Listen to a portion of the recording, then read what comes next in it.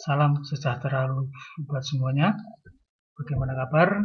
Kita ketemu lagi pada sesi tahapan transaksi sebelum tamu check-in dan check-out. Kita tahu terkait dengan metode-metode ataupun alur dan juga tahapan yang mana transaksi merupakan dasar dari pemahaman mengenai prosedur yang harus dilaksanakan pada setiap reservasi tamu, baik itu secara langsung maupun juga melalui reservasi. Jadi artinya segala transaksi yang dilaksanakan pada setiap input data di sistem, baik itu walk-in cash maupun juga melalui reservasi, harus kita pahami betul-betul. Baik, untuk mempersingkat waktu, pada kesempatan ini akan kita bahas mengenai tahapan transaksi sebelum tamu check-in dan check-out. Saat tamu akan menginap di hotel, pasti melakukan check-in dan saat akan meninggalkan hotel, pasti juga melakukan check-out terlebih dahulu. Nah, jadi ini adalah merupakan suatu alur yang harus kita pahami betul selama kita menjalankan tugas di hospitality industry, terlebih pada dunia perhotelan. Maka berikut kita simak tahapan-tahapan atau alur-alur yang terkait dengan transaksi rekening tamu. Ya, kita ada beberapa tahap, ya, tahap dari transaksi. Yakni yang pertama, transaksi saat tamu membuat reservasi. Nah, ini permulaan dimulainya suatu transaksi di mana mengkondisikan pada saat tamu membuat reservasi dengan hotel. Itu istilahnya ada beberapa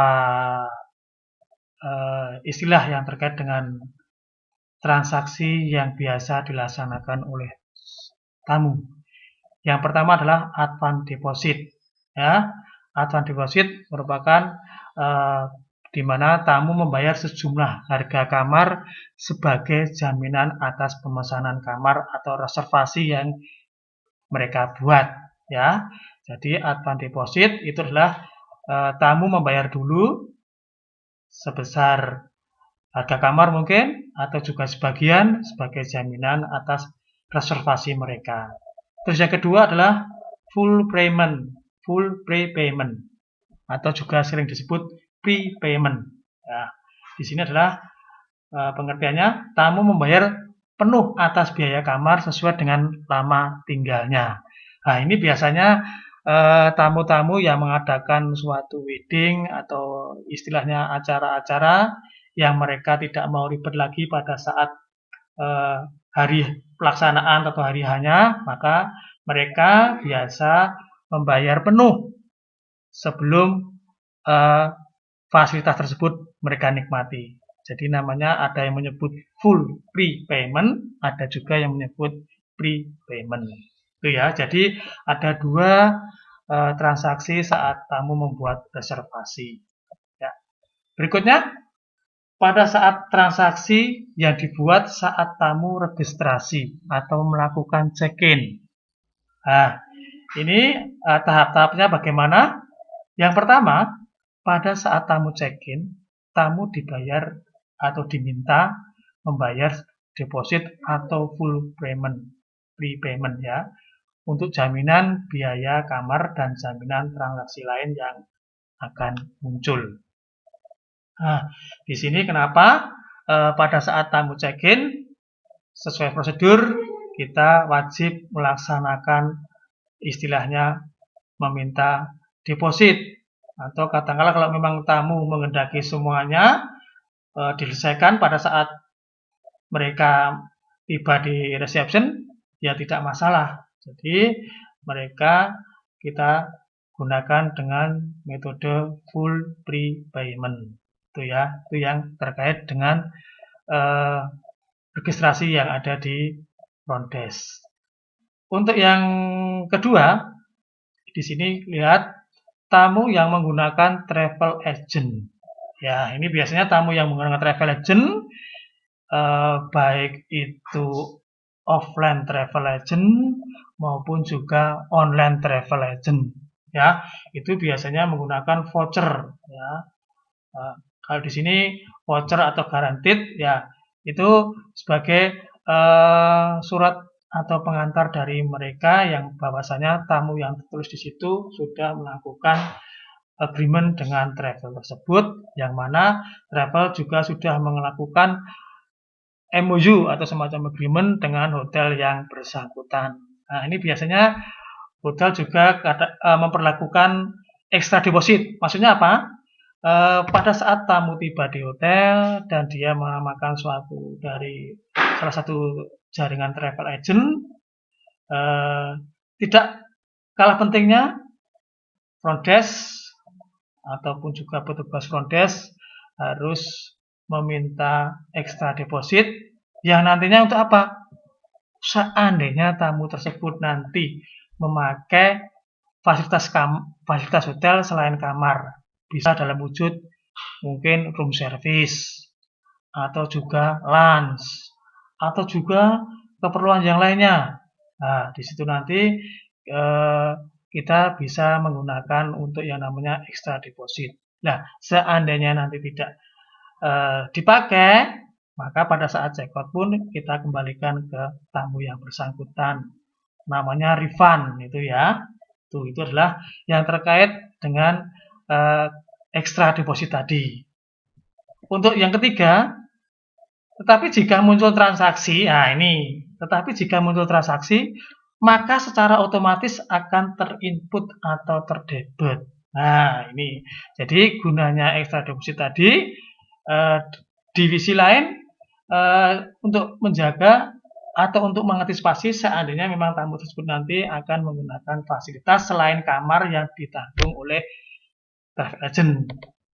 Ya, itu adalah yang terkait dengan adanya extra deposit. Itu ya. Baik. Di sini kita akan melangkah kembali. Selanjutnya itu adalah transaksi selama tamu tinggal di hotel. Nah, ini ya during stay at hotel namanya ya. Nah, di sini ada beberapa istilah. Yang pertama, paid out. Nah, pemahaman paid out ini adalah bahwasanya hotel mengeluarkan sejumlah uang untuk keperluan tamu yang sangat mendesak. Jadi pada saat check-in, tamu tersebut ternyata memakai taksi, ya, atau sekarang istilahnya kan pakai Grab gitu ya. Nah, ternyata memang tamu tersebut tidak siap yang namanya cash money, ya, makanya dia adanya cuma kartu kredit, kan tidak mungkin ya Grab dibayar pakai kartu kredit. Makanya dari pihak hotel mengkondisikan untuk membantu mengeluarkan paid out kepada tamu tersebut yang nantinya untuk membayar sejumlah biaya dari taksi tersebut.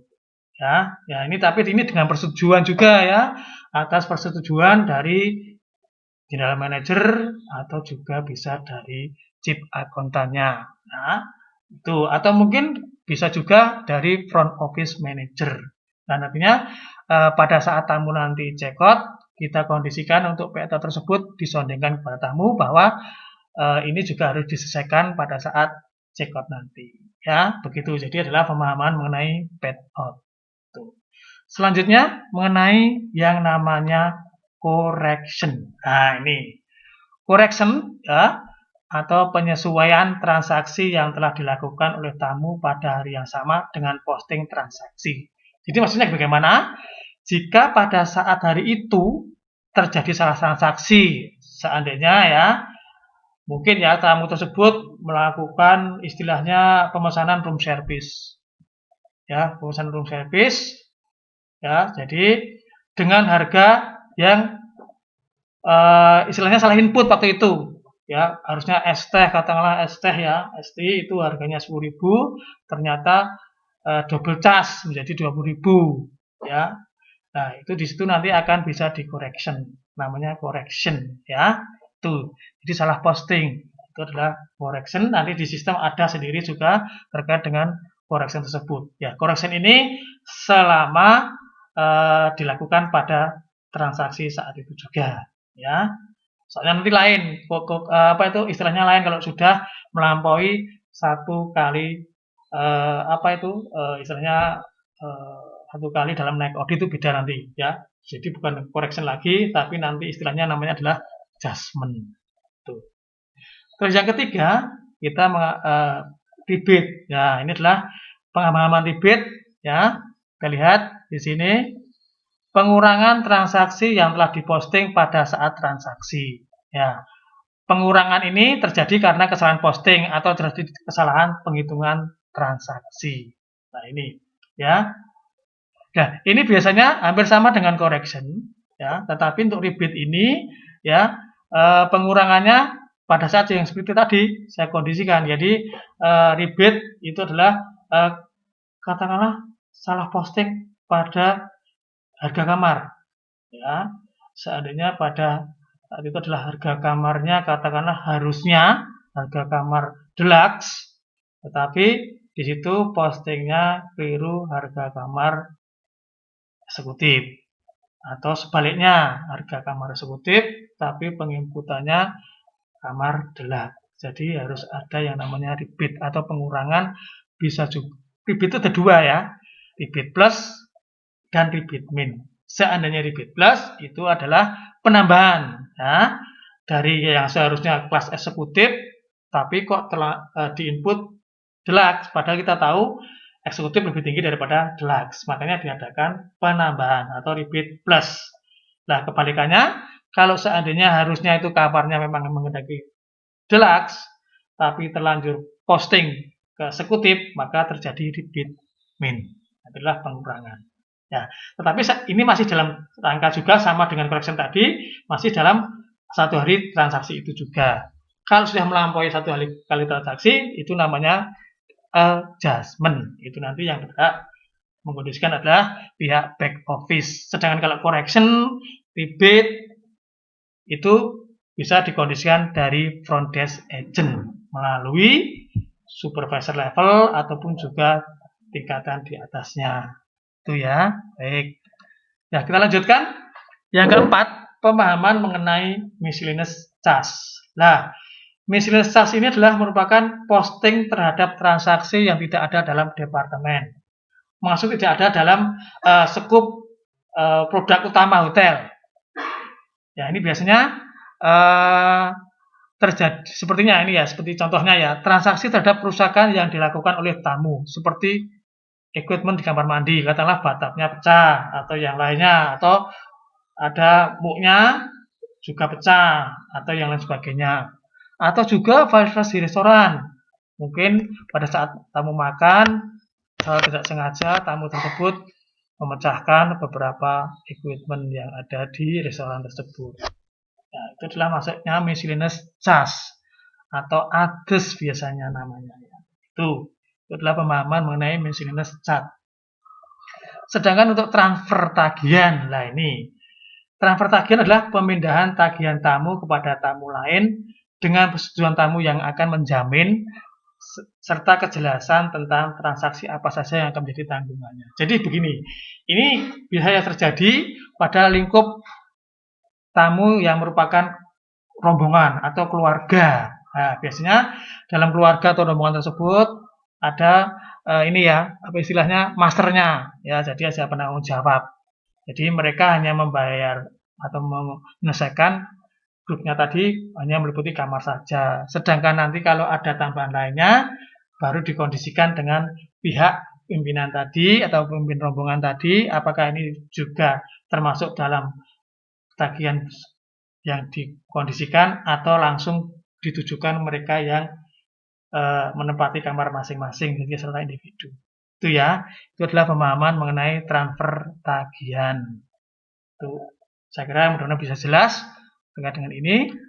Baik, sekarang kita akan menginjak yang namanya jenis rekening tamu. Nah, ini jenis rekening tamu ini ada beberapa bagian ya. Yang pertama adalah apa? Individual bill. Nah, ini individual bill ini adalah merupakan rekening yang mencatat transaksi yang dipergunakan oleh tamu yang bersangkutan. Artinya apa? Pembayaran atas nama tersebut, nama tamu tersebut. Jadi nilai Nominalnya tergantung daripada yang ada di sistem rekening tamu yang bersangkutan. Untuk yang selanjutnya adalah extra bill. Nah, extra bill ini rekening yang dibuat terpisah. Apabila tamu menggunakan fasilitas lain di luar ketentuan yang tercantum dalam voucher, ini biasanya digunakan untuk memang istilahnya tamu-tamu yang terkait dengan memakai dari travel agent maupun juga dari company atau juga dari government. Nah, ini biasanya ada pemisahan rekening tamu tersendiri. Jadi ya nanti kalau masternya, kamarnya itu bisa jadi satu dengan satu master untuk pembayaran jadi satu lewat apa itu voucher atau lewat garansi letter atau juga kalau di government itu namanya list of statement. Nah, itu nanti istilahnya bill tersebut masuk dalam masternya itu. Lah, seandainya ada lain selain daripada kamar atau meeting, katakanlah ada tambahan room service atau tambahan minibar atau makan di restoran selain breakfast, maka bagaimanakah nantinya akan dimasukkan apakah itu jadi satu di masternya atau di extra bill-nya. Jadi nanti kalau ada yang ini kan biasanya terjadi di mana di travel agent itu kan di vouchernya hanya tertera room include breakfast. Jadi nanti yang terkait dengan penambahan selain room include breakfast menjadi tanggungan tamu yang bersangkutan. Itu ya, jelas ya. Jadi jenis rekening tamu ada dua itu. Nah, sekarang kita menginjak mengenai cara pembayaran tagihan tamu ke hotel. Di sini ada dua ya. Itu yang pertama adalah apa? Personal account dan company account. Kalau personal account itu adalah tamu yang menginap langsung membayar sendiri semua transaksinya. Biasanya di yang masih memakai manual itu biasanya P/A. Namanya apa? Intinya personal account. Jadi itu adalah tamu yang bersangkutan yang harus membayar sendiri semua transaksinya. Nah, sedangkan yang kedua, yang company account, ini adalah seluruh pengeluaran tamu selama di hotel ditagihkan ke perusahaan ataupun juga biro perjalanan yang mengirim tamu tersebut atau travel agent yang mengirim tamu tersebut. Jadi ini kalau biasanya masih memakai manual itu ada simbol A/C to Wika to Indofood. Itu biasanya account artinya apa? Account company to Indofood to Wika. Nah, itu adalah salah satu yang biasa digunakan pada saat cara pembayaran tagihan tamu ke hotel. Jadi ada dua, personal account dan company account. Itu ya. Baik. Terus yang ketiga, biasanya gini, sebagian ditagihkan ke perusahaan. Ya ini juga bisa ini ya. Antara lain apa? Biaya akomodasi, makanan pagi, siang dan malam serta laundry. Ya. Nah, hal ini juga tergantung dari perjanjian antara tamu dengan perusahaan atau perusahaan dengan pihak hotel. Ya. Dan sebagian lagi berupa pengeluaran pribadi bayar langsung oleh tamu. Jadi selain yang ada direkomendasikan oleh perusahaan atau biro, ya itu nanti yang membayar atau yang misalkan adalah tamu yang bersangkutan. Ya ini biasanya pada saat pemakaian via telepon, minuman di bar, lah dan lain-lain itu adalah apa? Biasanya kalau yang lain-lain itu adalah masuknya di other income atau miscellaneous tadi. Itu ya. Jadi itu adalah yang terkait dengan pemahaman mengenai cara pembayaran tagihan tamu ke hotel. Nah, itu. Baik, kita lanjutkan. Sekarang adalah penerimaan tagihan dari tamu. Nah, di sini penerimaan tagihan dari tamu bisa langsung dilakukan dengan cara tunai, kartu kredit atau kredit card, dan juga travel check.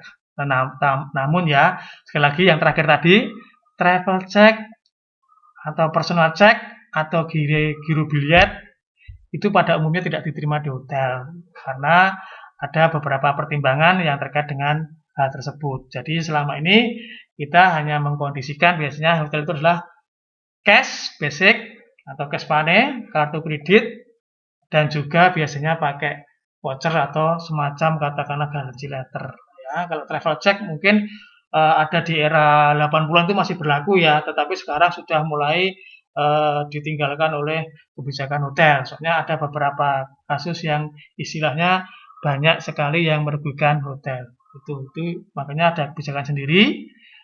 Sedangkan kalau bilet giro itu biasanya terkait dengan transaksi yang ada di back office, gitu ya. Baik. Kita lanjutkan lagi mengenai transaksi pada saat tamu check out. Nah ini, transaksi pada saat tamu check out itu ada pertama tadi adalah cash payment. Ya, cash payment itu adalah apa? Pembayaran atas transaksi yang dilakukan dengan cara tunai. Jadi cash money, ya langsung. Lalu yang kedua itu adalah city ledger. City ledger di sini adalah transaksi atas tamu selama menggunakan fasilitas hotel, ditagihkan kepada penjamin sesuai dengan yang tercantum dalam garansi letter atau GL dan ataupun voucher. Jadi city ledger itu yang terkaitan dengan tagihan kepada suatu instansi atau biro atau suatu badan yang telah melakukan semacam MOU dengan pihak hotel. Itu bisa meliputi berupa voucher, berwujud garansi letter, atau yang lainnya. Itu ya. Selanjutnya untuk yang refund deposit. Refund deposit ini adalah pengembalian sejumlah uang pembayaran tamu yang dikembalikan bertamu pada saat check out karena ada kelebihan pembayaran. Nah, ini namanya refund. Contohnya begini, pada saat tamu check-in, dia deposit dulu, katakanlah 500, padahal harga kamar hanya 300. Nah, memang pada saat deposit tersebut, hotel juga kadang-kadang mengkondisikan untuk pakai namanya extra deposit. Ini tadi untuk menjaga seandainya tadi ada nantinya akan tamu tersebut menggunakan fasilitas lain selain kamar. Namun seandainya tidak memakai, ya akhirnya kita mengadakan yang namanya refund deposit, pengembalian sejumlah uang kepada tamu atas kelebihan deposit tamu tersebut. Itu adalah kata lain daripada refund deposit. Tuh. Ya. Di sini prosedur check out individual itu ada beberapa ini ya, step ya atau mekanisme. Yang pertama apa?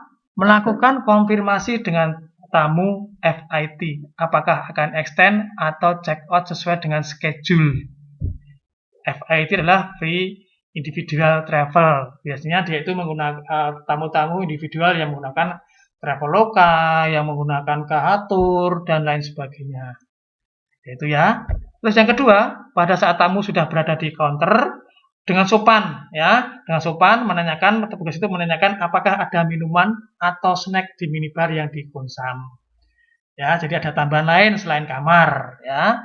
Tentunya ini juga tidak ditindaklanjuti oleh petugas tadi dengan pada saat tamu tersebut telepon atau mau mengadakan check out, seorang front desk agent harus koordinasi dengan pihak yang terkait, departemen yang terkait, dalam ini adalah housekeeping maupun juga bagian food and beverage service. Itu ya. Yang ketiga, perlihatkan kepada tamu guest bill yang sudah di-print untuk menghindari kesalahan posting transaksi. Jadi pada saat itu tamu dipersilakan untuk mengecek kembali apakah sudah sesuai dengan yang dia kondisikan pada saat dia tinggal di hotel tersebut. Ya, jadi di guest bill tadi tertera rincian biaya-biaya atas layanan yang sudah dinikmati oleh tamu tersebut. Ya, seandainya sudah sesuai, maka masukkan guest bill, ya.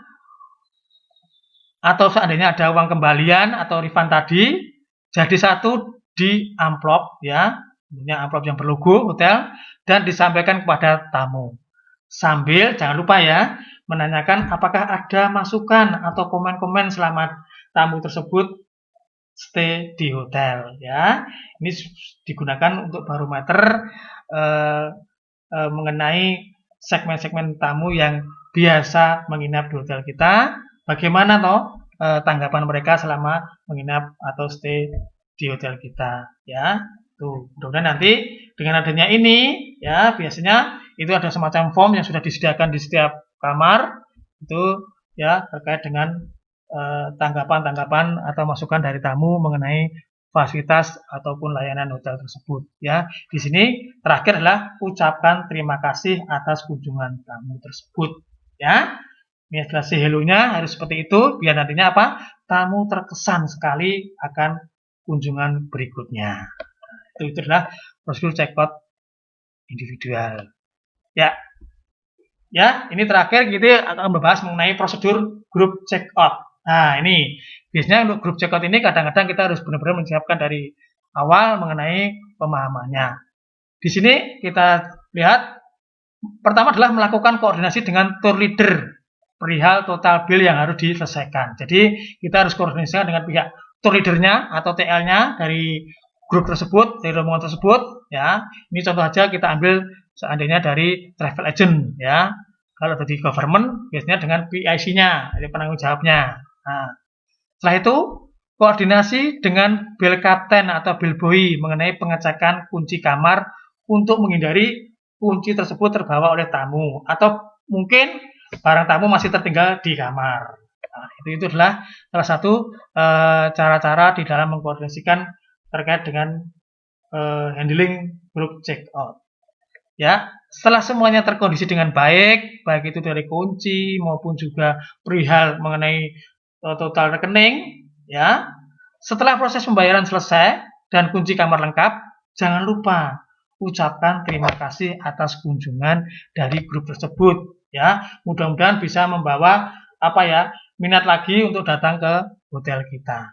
Ya, itu jadi adalah kunci daripada kita untuk mengkondisikan baik itu tamu individual maupun tamu grup harus seperti itu ya. Jadi itu dari kami untuk pemahaman mengenai istilahnya ini aneka transaksi ya sebenarnya aneka transaksi rekening tamu yang ada di hotel ya. Demikian dari saya. Terima kasih, mudah-mudahan nanti ini bisa menjadikan kita untuk senantiasa bisa berkembang terus. Demikian dari saya, terima kasih dan selamat berkarya.